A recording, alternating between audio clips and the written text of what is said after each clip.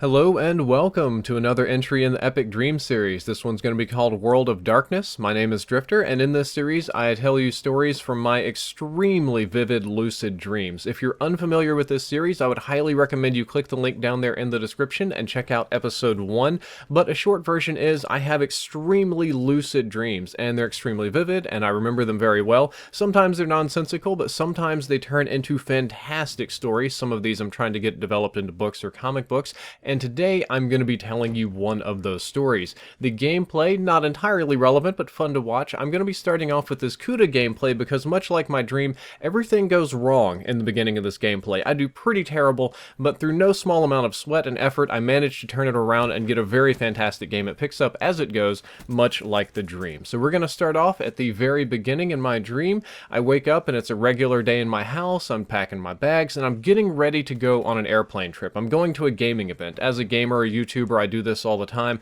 I go and I record a thing early. I go to test this product. I go to some sort of tournament, something like that, packing up my Astro bag, loading in my laptop, getting all my little nerdy gear ready to go to get on an airplane and go to this event. Load on the airplane as normal. Wife drops me off. Slow, boring, uneventful. We're about halfway to the destination when the pilot comes on the intercom and says we're going to be experiencing some unexpected bad weather. As a guy who has a moderate fear of flying, this is not good news to me. I hate turbulence. It scares me. It shakes me up. I'm not happy. And by unexpected bad weather, he meant like a thunderstorm 30,000 feet up. It was terrible. The whole plane was shaking. It was lightning, thunder, and crazy. I thought we were all going to crash and die, and I'm just starting to like sweat bullets when all of a sudden lightning strikes the plane. Pow! Just like this super loud crack. All the lights go out. Everything shakes. The hair on my arms and head stands up, and everything's really scary. And then I hear a big kaboom on the right-hand side, and I look over, and the engine has blown out. I don't know why lightning would blow out an engine, because I know that airplanes are actually designed to prevent that from happening because engineering, but it actually blew out. I'm seeing fire and smoke, and the lights come back on, emergency lights, the oxygen masks drop, and I am panicking. This is like your, if you've got a fear of flying, this is like your worst nightmare come true. Pilot comes on and says the engine's out, but thank goodness the other engine is working fine. As a person who knows a lot about airplanes, I know that these big jumbo jets can fly on one engine for a reasonable period of time, and it's okay. We're not going to fall out of the sky immediately. Still not in a great mood, and they announced that we're going to be making an emergency landing at the closest airport, which we do manage to do. We find a nearby airport, and we come in for what would be an emergency landing, but really it was more like a crash landing. Apparently, the lightning strike screwed up the landing gear, so we're doing a belly landing, and it's going to be a flapless belly landing at that with one engine. And for those of you that know a lot about flight, that's no landing gear, no flaps to point the nose of the plane up, and one engine. So we're basically just skidding in. We're like one of those, styrofoam planes you buy as a kid and you chunk in the air and it just kind of lands on its belly. We're doing that in a jumbo jet, which is not good news. But my credit to this pilot, this man is a god behind the sticks, and he managed to land us relatively unharmed. It was terrible. People got knocked around. We rolled a bit. It was rough, but nobody died, thank goodness. We all got roughed up, broken arms, legs, bruises, cuts, but we're not dead. And thankfully, it was a major airport too, so the emergency staff was on hand. They're running out all the little trucks. They've got the medics coming out. They've got everything, and they're grabbing us. They're escorting us from the plane as fast as we can because it's kind of sort of on fire, and they're taking us inside to the nearest terminal, kind of like the waiting area. They've cleaned out all the chairs super fast, and they've kind of got like this makeshift medical area where they're checking documents, checking people for, injuries, everything, and they're just trying to get everybody stabilized before the real crew gets there. And at this point, that sounds probably like a scary enough dream, but everything is about to go completely off the rails.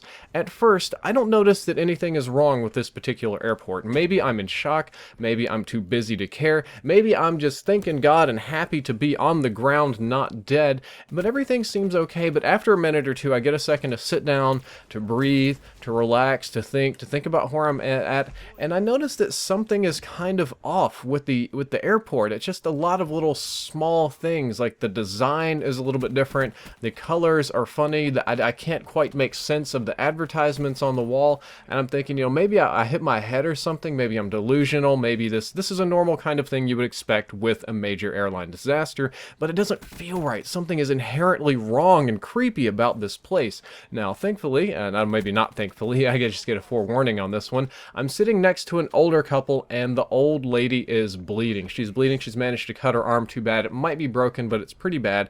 And some of the emergency staff comes up to her and they start treating her, and they ask her if she spilled food. And the old folks are like, wait, what are you talking about, spilled food? Like, I'm bleeding, fix me. And they're like, no, the food tray must have fallen on you while you were in flight. And they're like, no, this is my blood.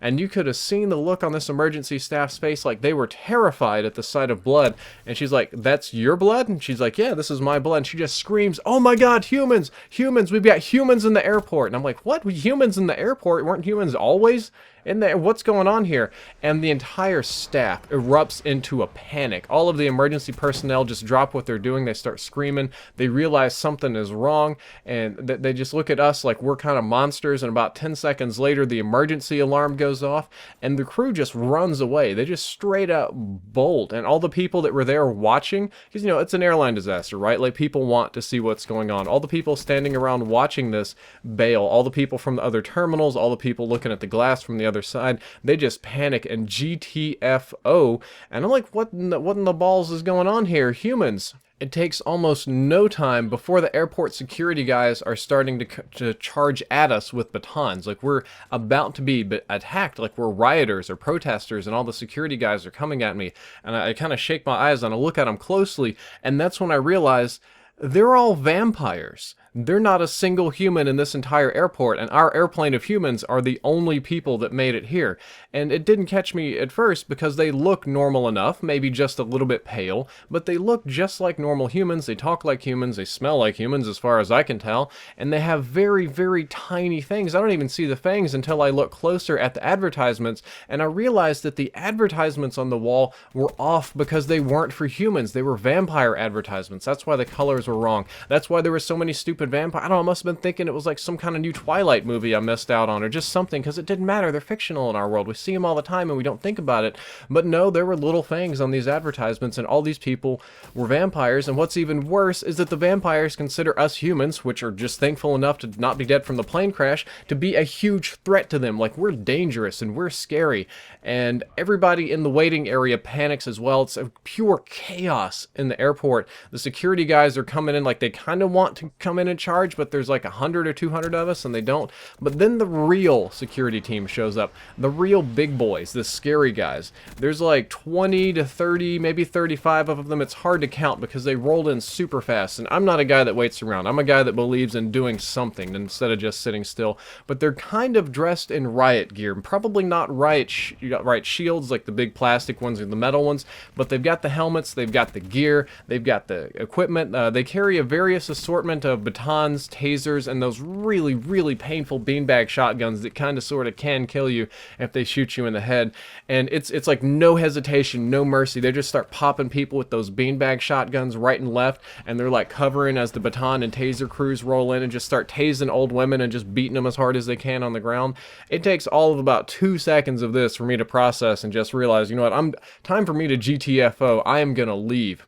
The security team, I'm not the only person that does this, right? So like all the other humans are realizing this is bad, we're going to GTFO, and they all start running in various directions, kind of like roaches when you turn the light on. We just scatter from a central point, everybody runs, little groups stick together, and the security team apparently has had drills for this or something, or they've planned, or maybe they just know what they're doing because they broke off into little groups and went chasing after us as well. I decided, and so most people, what they tried to do is they tried to run down the airport terminals, right? Like from gate A, B, C, D, and try to make it out the front of the airport, or kick out the glass and jump, or something kind of like that. But I had a different idea. I thought, you know, because we landed outside, and then we walked up the steps, and we got on one of those little gates, right? Like one of those little extendo gates that they work and hook up to the cockpit of the aircraft and let everybody in. I decided I was going to run out to the tarmac, and I was going to be gone. I was going to go kind of the opposite way of everybody else, so I just started booking it for this gate as fast as I could. And some other people, I didn't say a word to people. I was like pushing people out of the way, and I was just, these old people, screw you, I'm out of here, right? But some other people saw me doing that, and they must have figured out what I was doing or caught on, because they decided to follow me. So it's me and a small group of humans, and we are just booking it down this gate, and it's like the scariest thing in the world, because this gate is tiny and claustrophobic, and it ramps down, and it smells like it's from the 1970s. You've all been on one of these things if you've been on an airplane, but can you imagine running down this one-ended thing for your life, not knowing knowing what is on the other side, but just hoping. I get to the other side, and thank goodness there's nothing, but they've moved the little ladder, but it's only like 8 or 10 feet, so whatever, just screw it. I'm just going to hop off, land, smack my feet on the ground. It hurts, but I'm going to keep on going. The other people are hopping off just behind me, but I realized that 4 of the security staff followed me, which is bad. I could kind of hear them running behind us, screaming, yelling, all kind of commands, but when I start seeing them, when I look over my shoulder, which I probably shouldn't have done, that's a stupid thing to do while you're running, that's when the panic hits. And we all make it to the end of the terminal, we all hop out and we get on the tarmac, and then the security team all hops out almost in unison behind me like a bunch of badasses, and we're out there on the tarmac running. Planes are still flying and landing. I hear the big all over the airport, and I'm like worried I'm gonna get sucked into a jet engine or run over or something, and there's vampires, and it's all pure panic. But this gets even worse. Another group of security guys pull up in front of us in one of those security cars, not like the big ones, but kind of like the littler ones. Just, I don't know, it's just like a standard sort of security vehicle. You've probably seen it if you've seen like campus police or like Walmart police or whatever. And they roll off, and we are cut out. They just kind of drove up right in front of us and just like, squad, roll out, and they just all hop out of the car super fast. So at this point, it's about 5 unarmed humans versus 4 vampires in the back and 3 in the front, so 7 total vampires. They've all got, thankfully none of these guys have guns. This was all like the melee combat crew, so they've got the batons, they've got the big the tasers. They're more like the animal tasers, like the cattle tasers, like the big ones that kind of wreck you, and they've got all this kind of gear, and we've got nothing. We just survived a plane crash. To my great fortune, it was mostly the younger people that hopped off the plane with me. It was mostly the you know, well-fit kind of, like the old folks obviously weren't going to make that run or that jump, so we were doing pretty well in that regard. And I hear one of them yell from behind me, "Don't let the humans escape, kill them all." And I'm like, what the, I'm not, what, why kill them all? I didn't do anything. I get like no hesitation whatsoever. Both sides collapse on us just like a pincer maneuver, and melee combat ensues. And that is all for part 1 of Epic Dream World of Darkness. Tune in a couple of days for part 2. Drifter out.